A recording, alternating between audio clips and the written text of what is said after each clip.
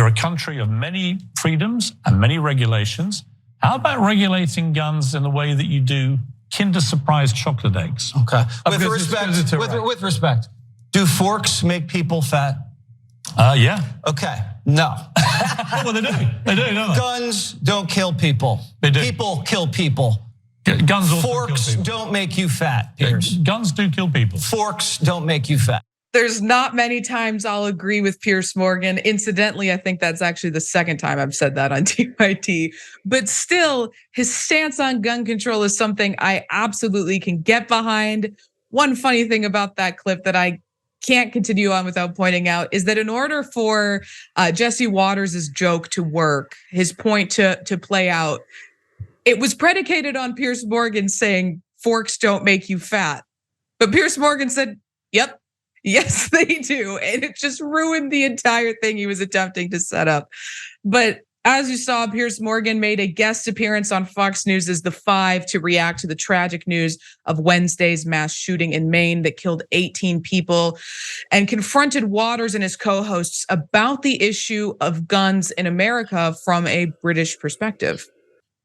My heart goes out to all these families because once again, you're seeing similar imagery of a shooter with one of these semi-automatic rifles, and a lot of lives have been lost, and a lot of people's lives have been ruined, and families are grieving and mourning, and it's heartbreaking. Secondly, as I learned the hard way over the years, Americans don't really take to my accent or somebody called Piers lecturing them about how to lead their lives or about their culture or about their laws. I get that.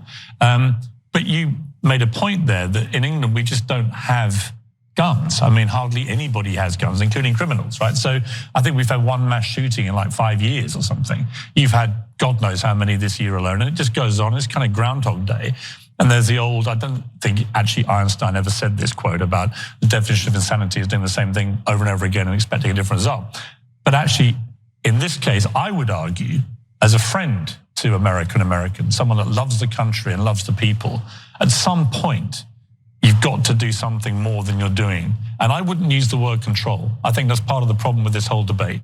He said, God knows how many shootings this year alone. God and TYT, because we're going to bring those stats to you in just a minute. But first, Piers Morgan continued to explain why this shouldn't be a debate about gun control, moreover, a conversation on gun safety. When Americans hear the word control, they think instinctively federal government control, and it alienates any chance of any compromise. Gun safety is the way this should be debated. How do you make it safer? How do you stop these loopholes, these guys slipping through the net? I mean, it's obviously a catastrophic failure. In Maine, they have yellow flags, not red flags. Why? Why don't you just have a red flag system all over the country? You have 400 million plus guns in circulation. 1 million new guns are sold every month in America. This problem's gonna get worse, not better. And at some point, as your friend, as the great ally, I simply say, you've got to do something more to stop this. You can't keep having the Groundhog Day of these people with these semi-automatic rifles going into civilian areas and gunning people to pieces. Now, I disagree with him on the idea that if we simply change the rhetoric from gun control to gun safety, that gun nuts in America are going to be more receptive to having that conversation. But the crux of his argument is correct. And now let's talk about some of the numbers of gun violence in America. This is just from this year. The total number of gun violence deaths is 35,389. That's 15,589 homicides and 19,800 suicides. And I'll talk for a second about the mass shootings. But first I have to say, because conservatives love to bring up, well, most of the gun violence in this country, most of the death by gun violence in this country is suicides, to which I would reply, and I care just as much about people who are dying by suicide as I do people who are being shot in the street. People who attempt suicide are significantly less likely to die if they don't have access to a gun. So gun safety regulation would significantly decrease the number of people dying by suicide. I think that's a good thing. Republicans think that's a got you argument. I think that is the argument. Of course, we want less people dying by suicide. Just like we want less kids dying by mass shootings in their schools. We want less people at bowling alleys being shot to death. We want less people at grocery stores being shot to death. We want less people in gay clubs being shot to death. In that same vein, we want less people to take their own lives. But with that, a little more on the mass shooting numbers. Again, just this year alone, there have been 566 mass shootings. 32 of those were mass murders of at least 4 people, excluding the offender. And according to a study done by Everytown Research, in states where elected officials have taken action to pass gun safety laws, wouldn't you know it, fewer people die of gun violence. Here's a look at that chart. It's sorted by gun law strength. So these are the states with the highest, or the strongest, gun laws in this country. So according to the data, a state like California has the strictest gun laws in the country and has the 8th lowest rate of gun deaths and the 6th lowest rate of gun ownership. Now let's take a look, not at the successes of our gun laws, but at the failures, our nation's failures as it pertains to regulating guns and gun violence. So you see states like Mississippi have the weakest gun laws, like the recent repeal of the requirement to get a permit to carry a concealed handgun. They also have the single worst rate of gun deaths and the highest rate of gun homicides in the country. So anytime you hear a conservative say, gun control doesn't work, gun safety regulations don't work, this chart is evidence alone that it absolutely does work. The 14 states that have failed to put basic protections into place, we called them national failures on our scale, have nearly triple the rate of gun deaths as the 8 national gun safety leaders. This was what Piers was getting at. But obviously, Jesse Waters didn't want to hear it and said the British were actually to blame for our guns. Respectfully. Of course. We have these guns because of you, because of your country, because of your king. I know. And we haven't had that problem with the king since then. I know. With respect, as your friend. Respectfully, here's my response. I cannot buy in the United States of America a Kinder Surprise chocolate egg. They're banned. They're banned on safety grounds because the little toys inside them might choke people. A British Prime Minister, I won't say which one, but one in the last few years, told me he was stopped at LAX because he had some for his nieces and they confiscated them because they were a health hazard. Now, I simply say, you're a country of many freedoms and many regulations. How about regulating guns in the way that you do Kinder Surprise chocolate eggs? Wouldn't that be a dream to have even the slightest national regulations around guns, a little more than what we have now, which is essentially nothing. And Senator Turner, to hear him use the excuse, well, we have guns because of the British, a nation that has almost no gun violence, almost no mass shootings because they have really strong gun regulations. It's just like they're throwing anything at the wall at this point to see what sticks. It's just despicable. I mean, he needs to go back to kindergarten with Marjorie Taylor Greene. He's deflecting. He has nothing else to say. And Piers Morgan made a very cogent, very important argument. It made me think about Michael Moore, one of Michael Moore's films, Bowling for Columbine. We know the Columbine mass shooting, I believe it was in 1999. I think his film came out in 2002, where he analyzed the causes of that mass shooting, but also just the overproliferation of guns in the United States of America compared to other countries.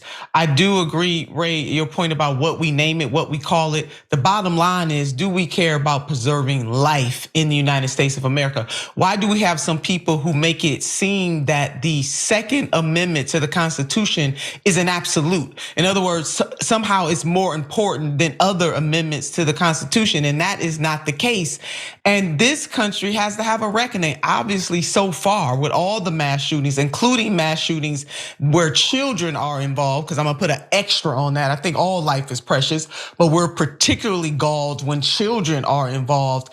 If those kinds of shootings don't move policymakers in this country, do not move the masses of American people in this country, then we have a deeper seated problem than just changing gun laws. We all need some help. Unfortunately, I'm not. I agree 100%. I'm just not very optimistic. I live 20 minutes from Newtown, Connecticut, Sandy Hook Elementary School. It was a little more than almost 11 years when 21 children were massacred, and we couldn't get our politicians to take action then. And now we have even more guns. I think the statistic is something like there are 20 million assault rifles in the United States now. Assault weapons, 20 million, one out of every 15 or 16 Americans. I mean, that's crazy. So yeah, I would love to go back to the time, I think it was during the Clinton administration, where for 10 years we banned assault weapons, the purchase, and we saw that mass shootings went down. I would love to be able to go back to those days, but I feel like we're sort of past that point because there's so many weapons. So to me, the solution, if there is a solution, and maybe part of the solution is having Jesse Waters speak on behalf of gun owners even more, because that underscores just how stupid their position is. But maybe if there's some creativity, like, I don't know, having insurance companies get involved, or taxing guns some way so that it becomes prohibitively expensive for people to have guns. And if they do have guns, let the insurance market determine whether somebody is, just as you're depending on your rates for car insurance. If you're a good driver, your rates are down. If you're a bad driver, your rates go up. It should be the same with guns. And we should try to think some creative way of trying to regulate guns in that fashion, because clearly what we've been doing so far politically just has not been working. No, not. And I want to add one more point. They always talk about freedom, but what about responsibility? I mean, the same way when you drive a car, you are expected to have a certain amount of responsibility, but not so much with guns. So it just doesn't make sense. And red flag laws, Piers mentioned that too. We definitely, why not have those in every state? How does that impede any gun owner's right to have red flag laws and other laws that will help make everybody a lot safer? So, but my major point here is that besides the gun laws, we got to look into the hearts and souls of America. What is, what are we made up of? What are we willing to accept? And so far, it is very clear that we are willing to accept mass murders in the United States of America and don't even flinch. We flinch in the moment, but after that, it goes away. And the politicians bear no consequences or repercussions for not moving on policies that would help, not totally eradicate everything, but to help make us all safer. Well, the other thing that I think would make us safer, and I know we've all been in agreement about this before, is, and maybe this is taking the issue too far afield, but I mean, campaign finance reform, the gun lobby, the NRA, they own members of Congress, mostly Republicans, but also some key Democrats. And as long as we are giving more power to the gun lobby than to the 70% of Americans that actually do want to regulate, have common sense gun reform, then we're not going to get this solved. And if we can't solve campaign finance reform, there's a whole set of issues that we're not going to solve. And so something has to change. Amen. Stole the words right out of my mouth. I was going to say, like so many of the issues we talk about here on TYT, what does it boil down to? Money in politics. Money.